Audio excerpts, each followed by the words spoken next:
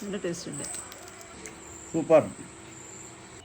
Hello guys, ഇന്നൊരു cooking video ആയിട്ടാണ് വന്നിരിക്കുന്നത്. ഒരു പനീർ ബട്ടർ മസാല.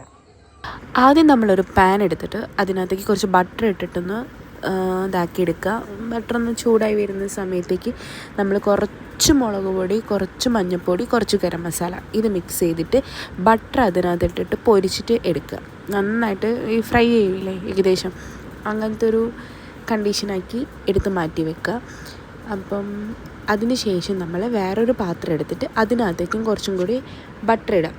എന്നിട്ട് ബട്ടർ ചൂടായി വന്ന് കുറച്ച് കഴിയുന്ന സമയത്ത് തന്നെ നമ്മൾ ഉള്ളി കുറച്ച് ചെറുതായിട്ട് മുറിച്ചിട്ട് പിന്നെ തക്കാളി, അതേപോലെ ഈ പട്ട, ഗ്രാമ്പൂ അതൊക്കെ എടുത്തിട്ട് അതും കൂടി ഇട്ടിട്ട് നന്നായിട്ട് മിക്സ് ചെയ്ത് കൊടുക്കുക. അതിനുശേഷം കുറച്ച് ഇഞ്ചി, പിന്നെ ഒരു ചെറിയ കഷ്ണം ഇഞ്ചി മതി, പിന്നെ കുറച്ച് വെളുത്തുള്ളി ഇട്ടിട്ട് നന്നായിട്ട് മിക്സ് ചെയ്യുക.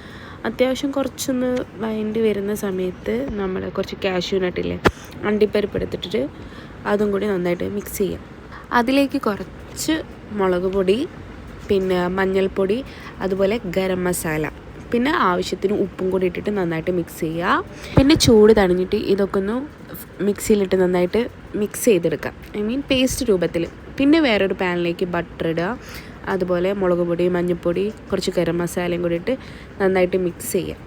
എന്നിട്ട് അതിനകത്തേക്ക് നമ്മളിപ്പം അരച്ച് വെച്ച സാധനം ഉണ്ടല്ലോ, ഉള്ളിയും എല്ലാം കൂടി മിക്സ് ചെയ്തിട്ടുള്ള, അപ്പോൾ അത് അതിലേക്ക് ഇട്ട് കൊടുക്കുക.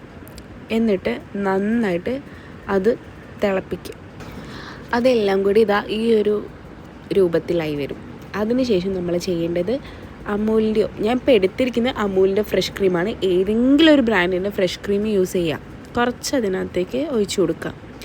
ഞാനിവിടെ ഒരു 2-3 ടീസ്പൂൺ രീതിക്ക് ഒഴിച്ചിട്ടുണ്ട്.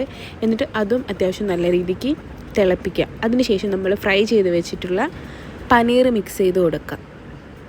എന്നിട്ട് അതും കൂടി ഒന്ന് മിക്സ് ചെയ്തെടുക്കുക. എന്നിട്ട് കുറച്ച് നേരം മാത്രം പിന്നെ തിളപ്പിച്ചാൽ മതി. അത്യാവശ്യം എല്ലാം റെഡി ആയി കഴിഞ്ഞിട്ടുണ്ടാവും. അപ്പോൾ നമ്മളുടെ പനീർ ബട്ടർ മസാല ഇവിടെ റെഡിയായി. അങ്ങനെ അതിൻ്റെ കൂട്ടത്തിൽ കഴിക്കാൻ വേണ്ടി ഞാനിവിടെ ചപ്പാത്തി ചുടുന്നുണ്ട്.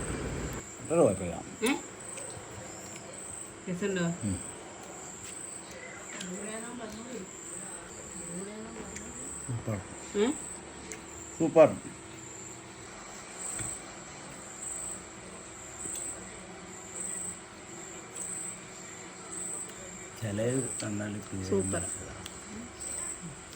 അടിപൊളിയാ, നല്ല ടേസ്റ്റ് ഉണ്ട്.